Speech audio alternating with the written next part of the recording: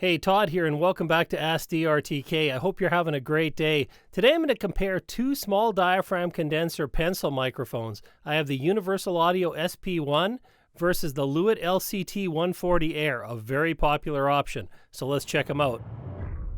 So very briefly, I'll let you hear the difference between the two microphones with spoken word. Again, keep an eye on that top corner to let you know which microphone I'm speaking on. And for this portion of the comparison, I'm actually going to go ahead and throw the foam filters on that are included with these microphones. They both come with it. In fact, they're both stereo pairs, and we'll get to that later on with the instruments. We'll hear some handling noise here as well.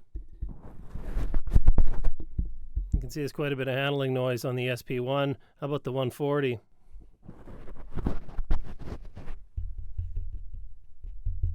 Oh yeah, and a lot of handling noise there too. And again, clearly these microphones aren't intended to be handled while used. You want to get a shock mount. Both of them include clips, of the ones you see in the video here, but really they're not going to isolate it from anything.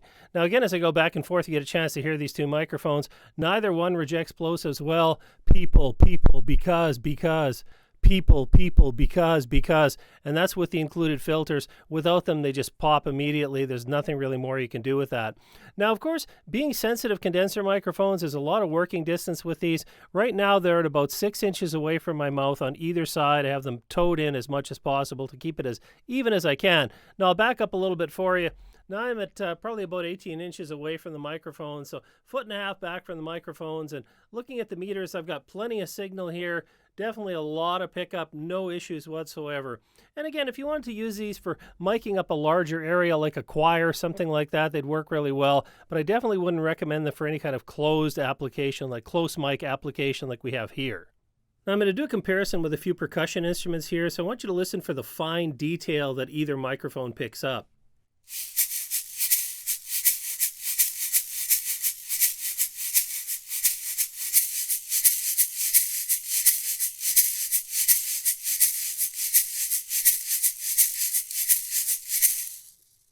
Okay, and I'll listen to that back after in post and I'll see what the difference is. Now we'll do a little more percussive sound with a cabasa.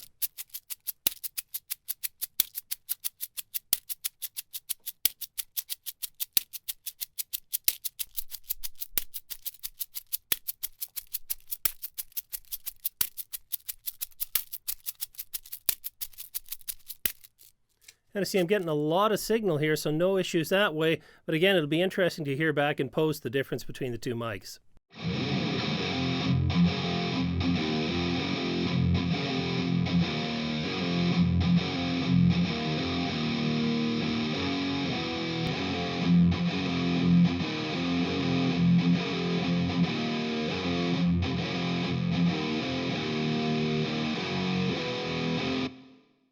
Now, listening back to the two recordings, I found that the SP1 has a bit more of a full, deeper sound, and also a little more maybe in the very high end, whereas the LCT 140 was a lot more mid-forward, so it had a lot more of those mid-frequencies to my ears. Now, we look at the logarithmic comparison here. The lighter blue is the Lewitt LCT 140 Air, the darker blue is the Universal Audio SP1. You can see the SP1 does have some enhanced response versus the 140 in the lower frequencies, and also at the very top end a few points, but in some of the 10K, 8K, those ranges, I find that the 140 actually has a little more response there. There's actually a pretty sharp drop on the SP1 around 10K. And that contributes to the different sound signature. Overall, not a huge difference looking at the graph, but I could definitely hear the difference.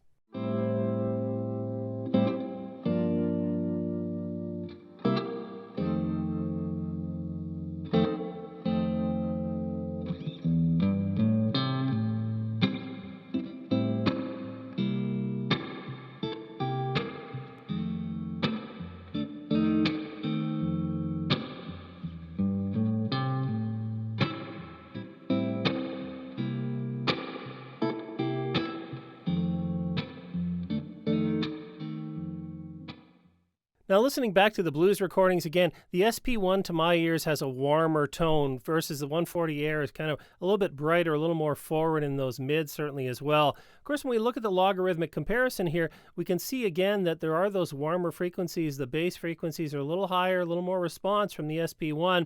And again, the SP1 also has kind of that drop off in some of the upper presence frequencies. So again, that's why we're not getting the same kind of in-your-face mid presence that we get from the 140 out of the SP1. Different tone, that's what we want from microphones, but an interesting comparison anyways.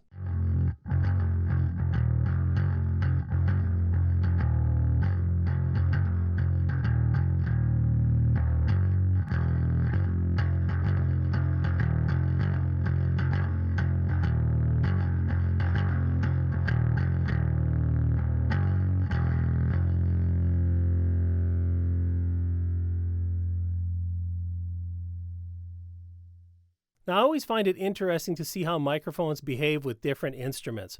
And so with the bass guitar, what I was hearing, of course, was the warmer tone from the SP1 versus the brighter tone from the 140. However, when we look at the log graph, it's very interesting. Both appear to have similar frequency response below 300 hertz, and above 300 hertz, it's pretty much the LCT 140 that has a little more gain. It's picking up around 3 to 4 dB across most of the range above 3, certainly 400 hertz. And so that explains why we're getting more of the instrument sound, more of the finger sound, that sort of thing from the bass, whereas with the SP1, we're just more sort of hearing the notes. We're not hearing the technique as much. So again, depends what you're looking for, but interesting on the bass cabinet for sure.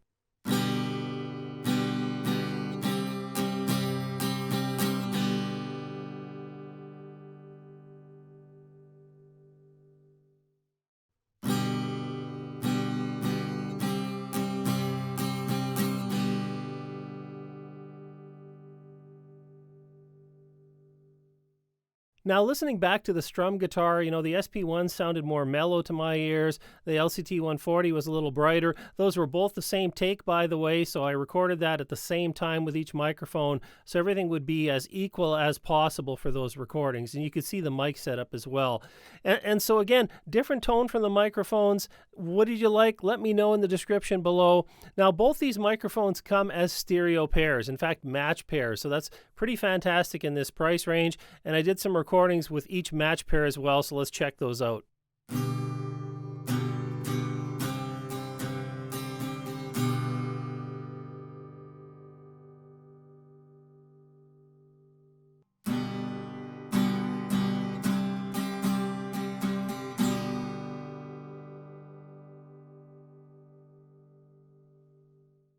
Now, for both stereo pairs, I tried to set the microphones up as close as possible. Of course, they were different takes, so there's a little bit of variance there.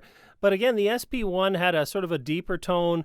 The LCT 140 had more presence. But to my ears also, the stereo image was more apparent with the LCT 140 versus the SP1. And again, I think it's because of the frequency distribution that we're hearing more of the stereo image from the Lewitt. Now, again, there's no processing in this video. That's just the raw recordings going into the preamps. And so we could, of course, make some changes after in post. But I thought it was important that you hear sort of the profile of the two mics in the stereo pair configuration as well. Now, I want to let you hear both microphones on the WA73 EQ, so that's a Neve 1073 style preamp with EQ. This, of course, is the SP1. The sound, of course, is more mellow to my monitoring anyways. Hard to tell while you're speaking. I'll listen back to it, but I expect it to be a mellower sound through the Neve preamp. Now we'll switch over to the 140. And now I have the Lewitt LCT 140 connected into the WA73 EQ. Same settings applied. I adjusted the gain again, little less gain on the 140 versus the SP1. Check the lower thirds. But again, same EQ settings. Just to hear kind of that tone again that I would get. I expect the Neve preamp to warm up this very present 140 microphone. It is again what I'm hearing in my monitoring, but I will listen to it back in post as well. Now, whenever I test condenser microphones, I always like to check for compatibility with phantom power. Now, most phantom power requirements are 48 volts today. That's what you're going to find on microphones. They'll give you an operating range, and most interfaces and preamps today will give you that as well. But I know many of you also might have a 12-volt board. You've asked me before in the comments. I've tried to include 12-volt phantom tests in my previous condenser microphone reviews, and I want to thank my friends over at XVive Audio today. They sent me a P1 phantom power supply. It's a really nice nice portable rechargeable supply. Great for live applications or in a studio where you don't want to run phantom power, maybe through a patch bay, something like that. We'll have more of that in future videos as well. But for today, it's going to allow me to test both these microphones with 48 volts and 12 volts. And so right now, of course, you're listening to me on the SP1 with 48 volts. That's in spec. And I'm going to switch over to 12 volts. We'll see what we get.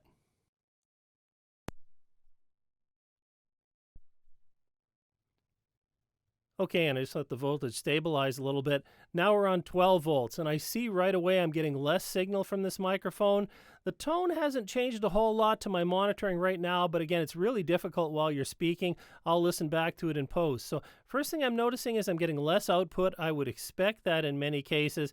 In some cases, it just doesn't work at all. We're getting some sound here. It appears you may be able to use this mic with 12 volts. You just might need a little more gain. And now I have the LCT 140 Air connected up to the P1 here with 48 volts.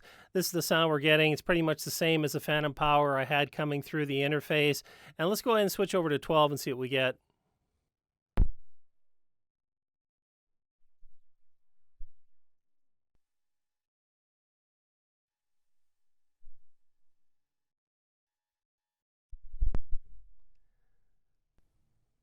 And well, that was pretty clear. The LCT 140 does not work with 12 volts phantom power. I was getting no signal whatsoever on the meters, and I didn't hear anything in the monitoring. So if you want to use the LCT 140 and you have a 12 volt board, you're going to need a phantom power supply like this P1 from X5.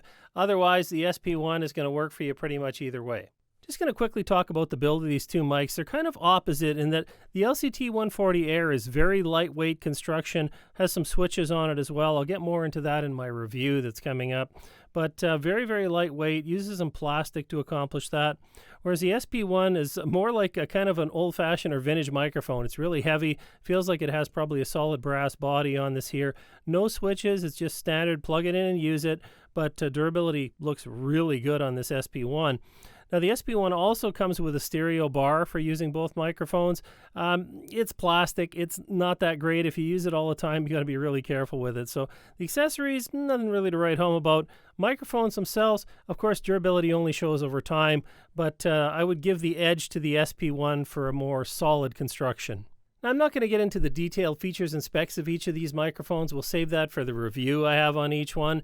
But overall, I'm going to say they're two very different microphones, very different personality. I'm going to say the SP1 reminds me more of a vintage-sounding microphone, whereas the LCT 140 is a very sort of bright, modern pop microphone that's going to pick up a lot of clarity. And so if you had both sets in your mic locker, it would give you a lot of flexibility in recording. But if you had to choose one, I would make the choice more based on that than anything else. Of course, the SP1 also has a number of presets that come with it if you're using an Apollo interface. They're not unison technology, they're just presets. And again, I'll get into that more in that review. But overall, I would say tone. You want a vintage tone, warmer tone, pick the SP1. You want a bright, sort of modern, really clean, crisp sounding microphone, probably pick the LCT 140. And if you're looking for other microphones for your studio, check out one of these videos. As always, thanks for watching. Really appreciate you joining me today, and I'll see you next time.